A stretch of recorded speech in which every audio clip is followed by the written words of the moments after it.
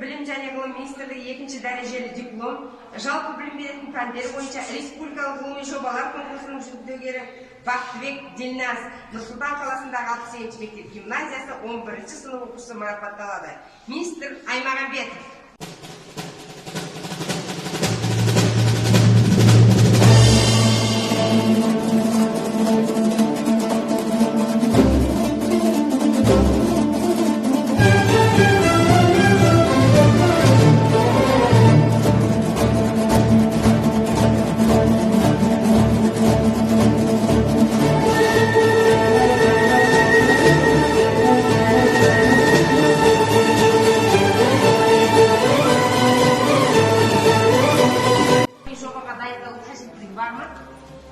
Бар ма?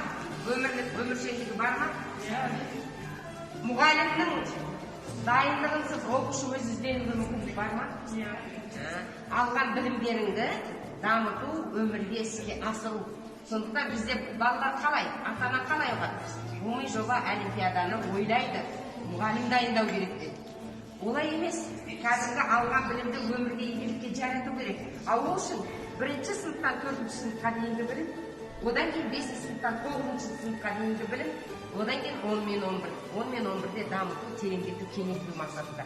Сондықтан алған білімнің барлығын өмірде қолдану үшін, пайдалану үшін оны білу керек. Ал білу үшін оқу керек.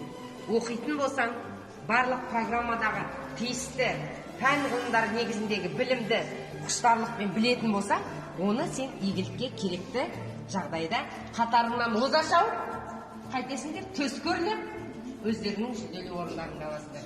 Мәселе жүлделі орын өз алдына, ол сендердің биік бір шыңдарың болып есептеледі. Ал енді болашақта ертең сендер студент боласыңдар, Алла қалайтын болса, кез келген жерде біздің Қазақстанның Республикасына белгілі еңбек сіңіресіңдер, өздерінің өмірлік қажеттілік мақсаттарымен шұғылданасыңдар. Осының барлығында да осы ғылыми жоба олимпиаданың алатын орны. Ендеше мен сіздерді және сіздердің ұстаздарыңызды шын жүректен құттықтаймын. Біздің қатарымыз көбейсін. Ал құрметті ұстаздар, сіздердің қатарларыңыз көбейсін.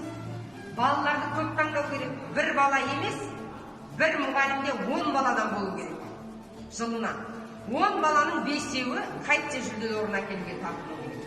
Сондықтан достарыңа мақтаныңдар, ата-аналарыңа айтыңдар, қуаныңдар. Ол мақтаныш емес, бұл сіздердің шыққан биік шыңдарыңыз. Сондықтан шыңға тағы да достарыңды ілестіре жүріңдер. Сәттілік тілеймін.